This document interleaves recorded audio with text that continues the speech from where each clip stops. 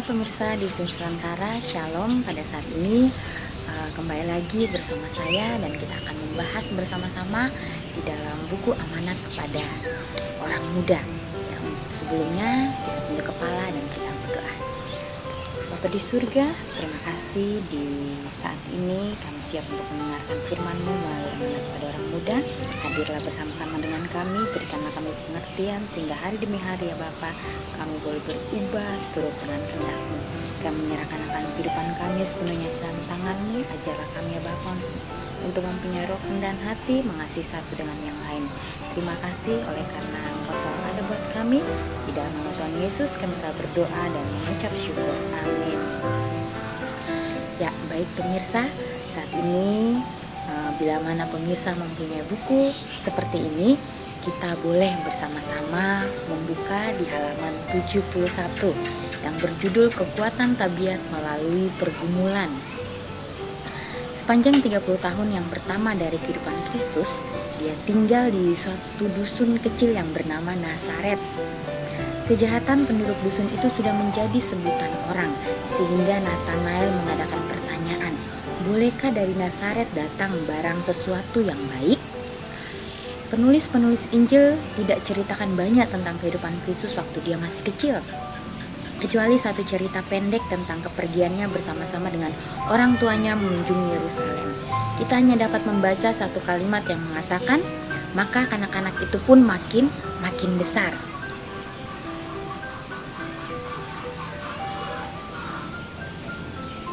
Kemudian di sini dikatakan bahwa di dalam segala perkara Kristus menjadi teladan kita. Oleh takdir Tuhan, maka dia lebih dahulu mesti tinggal di Nazaret, di mana penduduknya ada mempunyai keadaan begitu buruk sehingga selalu dia terdedah kepada pencobaan. Dan dia perlu sekali dijaga supaya dia bisa tinggal suci dan tidak berkecemaran di antara begitu banyak dosa-dosa dan kejahatan. Kristus tidak pilih sendiri tempat Nazaret itu. Bapaknya yang di surga sudah pilih untuk dia, di mana tabiatnya nanti akan dicoba dan diuji dengan rupa-rupa bentuk. Dalam bagian yang pertama dari kehidupan Kristus, ia telah mendapat banyak pencobaan keras, kesusahan, dan pergumulan, supaya dia bisa mengadakan satu tabiat yang sempurna, yang menjadikan dia satu teladan yang sempurna bagi anak-anak, orang-orang muda, dan orang-orang tua. Ya, jadi kehidupan Yesus, ya, Yesus dikatakan dia 100% anak Tuhan dan 100% dia apa? Manusia, ya. Nah, pada saat itu Yesus berada di lingkungan di Nazaret, lingkungan yang sangat apa? Yang sangat jahat, yang sangat buruk.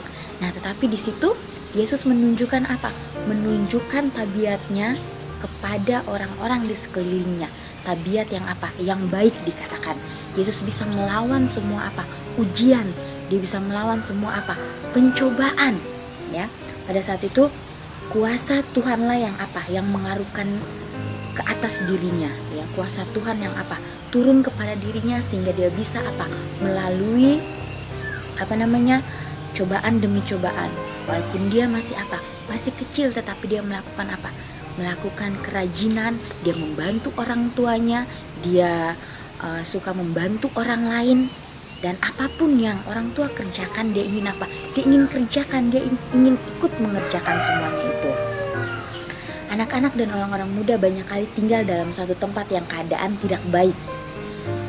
Kehidupan yang tidak baik, kehidupan Kristen, dan mereka lekas sekali menyerahkan diri pada penggodaan. Ya, jadi dikatakan bahwa Yesus pada saat ada penggodaan dia menjauh dari penggodaan tersebut. Tapi kebanyakan kita, bila mana penggodaan itu datang, kita apa? Kita mendekatkan diri kita ingin tahu, ya. Tetapi itu bukan apa? Untuk melakukan segala sesuatu kita harus apa? Terlebih dahulu apa? Berdoa, ya, sehingga kita tidak salah langkah. Dan mereka menyalakan tempatnya yang tidak baik itu. Ya, kebanyakan kita kalau kita tinggal di lingkungan yang tidak baik, kemudian kita terpengaruh, kita seringkali apa?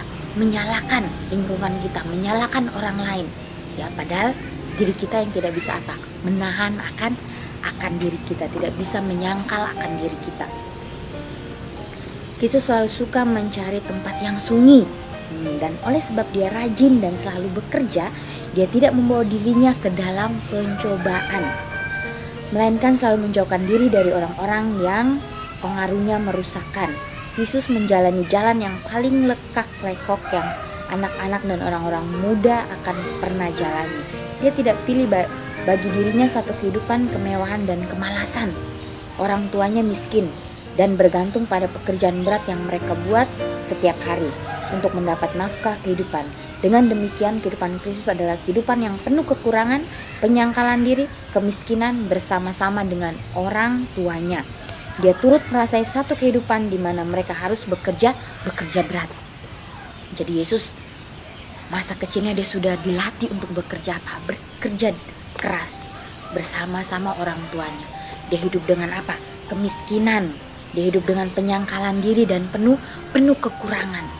Ya, pada saat di era atau zaman yang maju ini, banyak anak-anak yang apa?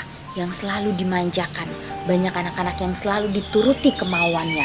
Itu akan apa? Akan merusak pikiran mereka, akan merusak mental mereka, akan mempengaruhi mereka dalam apa? Dalam kemalasan. Ya, Yesus sendiri sudah memberikan contoh. Ya, jangan kita pernah melalaikan akan firman Tuhan. Terus baca akan firman Tuhan, karena pelajaran itu akan apa? Akan menuntun kita, akan membuat kita sebagai seorang yang apa? Seorang yang kuat. Ya, bila mana ujian-ujian itu datang kepada kita, maka kita akan apa? Menjauh sama seperti Yesus. Jadi orang tua daripada Yesus, Yusuf dan Maria selalu mengajarkan Yesus hal-hal tersebut. Dan itu juga apa? Menjadi motivasi bagi diri saya sendiri. Bagaimana dengan pemirsa? Apakah bisa menjadi motivasi untuk pemirsa? Yesus bisa. Kita pun apa? Harus bisa untuk melakukan semua pekerjaan kita. Bila mana ujian-ujian itu datang, kita akan apa? Tetap kuat, tetap di dalam iman kita. Ya, di sini Yesus pada saat ujian itu datang kepada dia terus apa? Bekerja.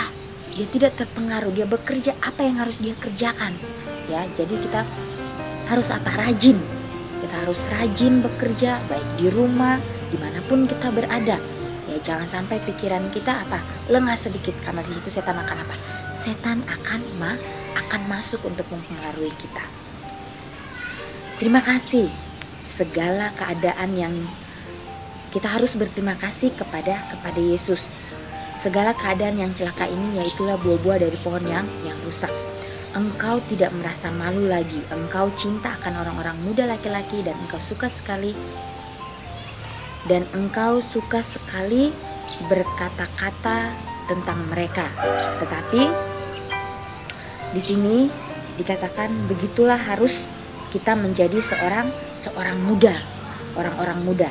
Jikalau pencobaan datang bertambah-tambah atas mereka, kita boleh ketahui bahwa Tuhan mau menguji dan mencobai kecintaan kita kepada Yesus. Jadi menurut ukuran dengan mana mereka itu mempertahankan ketulusan tabiatnya di bawah keadaan yang mengecewakan, keteguhan hati, ketetapan dan tenaga kesabaran, mereka akan bertambah-tambah roh menjadi kuat. Ya, betul sekali. Bila mana ujian itu datang kepada kita, pencobaan datang pada kita, kita akan apa? Kita akan menjadi kuat di dalam iman kita. Ya, bila mana kehidupan kita hanya aman, senang, wah, iman kita tidak akan apa? Tidak akan bertumbuh, tapi ujian itu akan datang kepada kita dan kita akan apa? Dan kita akan diuji dan kita bertahan di mana? Ya, sampai mana kemampuan kita, Tuhan tahu itu ya. Tuhan tahu. Dia memberikan sesuatu tidak melebihi kemampuan kita. Dan juga di sini dikatakan tidak akan pernah ada seorang dipanggil kepada penyempurnaan. Satu tabiat Kristen dalam keadaan yang lebih buruk daripada juru selamat kita.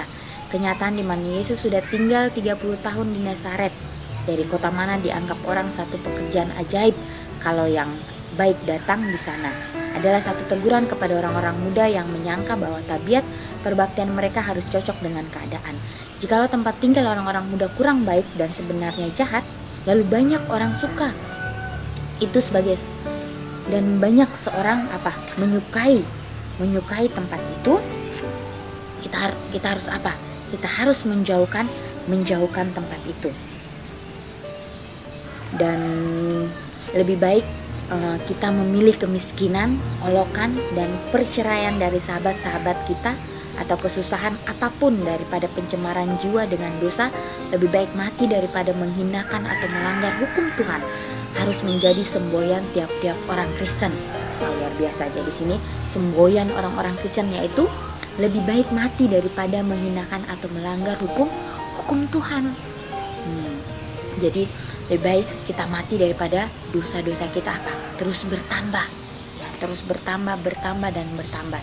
Lebih baik kita kita mati saja, dikatakan di sini. Dan juga dikatakan di sini, oleh berdoa tiap-tiap hari kepada Tuhan, mereka akan menerima akal budi dan karunia dari Dia, membuat menanggung perjuangan dan jeripayanya kehidupan dan mendapat kemenangan. Ketulusan dan ketenangan pikiran hanya bisa dipelihara oleh selalu berjaga-jaga dan berdoa.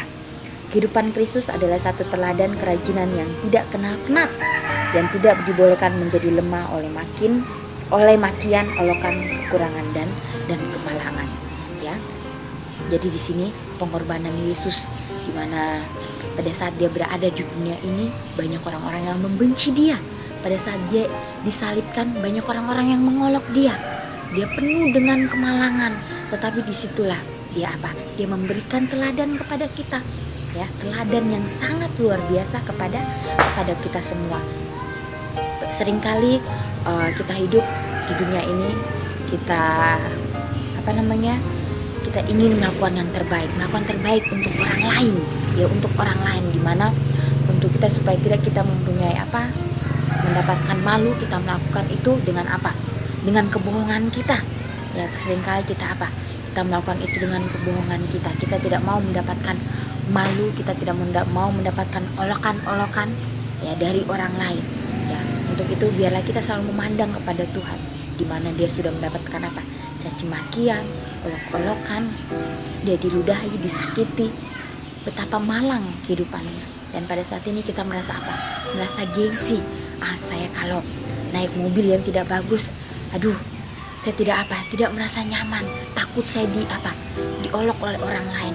Kalau saya tidak pakai baju yang mahal dan pakai baju yang bagus, saya takut nanti saya pergi, saya jalan, saya diolok oleh orang, saya dihina-hina oleh orang-orang lain. Yesus dengan penuh kehinaannya, Dia rela menyerahkan semuanya untuk kita. Yesus bisa saja Dia tinggal nyaman di surga. Apapun yang Dia perlukan ada. Apapun yang Dia mau semua serba ada. Tetapi tidak begitu. Yesus ingin datang ke dunia ini untuk memberikan memberikan contoh kepada masing-masing kita. Ya, apakah kita mau memikul salib Yesus itu? Mau mengikuti Dia kemanapun Dia pergi? Ini adalah tantangan buat kita masing-masing, ya, tantangan buat kita masing-masing, khususnya kepada seluruh orang-orang muda di Nusantara. Bangkit, ya, kita harus bangkit, dan kita harus Kita harus melayani Yesus, bekerja buat siapa? Bekerja buat Yesus. Walaupun banyak tantangan rintangan, tapi disitulah Yesus akan menunjukkan kasihnya kepada kita. Kita akan melihat mujizat-mujizatnya yang begitu luar biasa. Biarlah bacaan amanat kepada orang muda ini dapat menolong semua kita dimanapun kita berada untuk tetap bekerja bagi Yesus, ya, tetap melayani Yesus di dalam kehidupan kita. Kita sama-sama tunduk kepala dan kita berdoa. Bapa di surga, terima kasih di saat yang indah ini Engkau masih memelihara kami.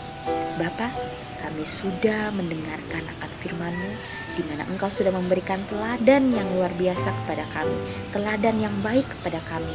Kami tahu, ya Bapa, kami tinggal di lingkungan yang tidak baik pula sebagaimana Engkau tinggal di Nazaret.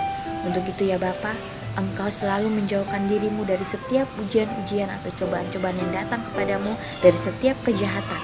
Untuk itu ajarkanlah kami, Tuhan, untuk selalu menjauhkan kejahatan, menjauhi akan setiap hal-hal yang tidak baik, sebagaimana Engkau. Dan ajarlah kami untuk selalu berjaga-jaga, ajarlah kami untuk selalu berdoa, sehingga ya Bapa, hari demi hari tabiat kami boleh diubahkan seturut dengan kehendak-Mu. Kami berdoa untuk seluruh pemirsa CBN dimanapun mereka berada. Berkatilah mereka dalam setiap pergumulan hidup mereka. Ajarlah mereka ya Bapa supaya selalu berjalan bersama-sama dengan Engkau. Kami menyerahkan semuanya hanya ke dalam tangan-Mu. Biarlah kehendak-Mu yang jadi. Di dalam nama Tuhan Yesus kami telah berdoa dan mengucap syukur. Amin. Baiklah pemirsa, sampai jumpa di kesempatan yang berikutnya. Kiranya Tuhan memberkati.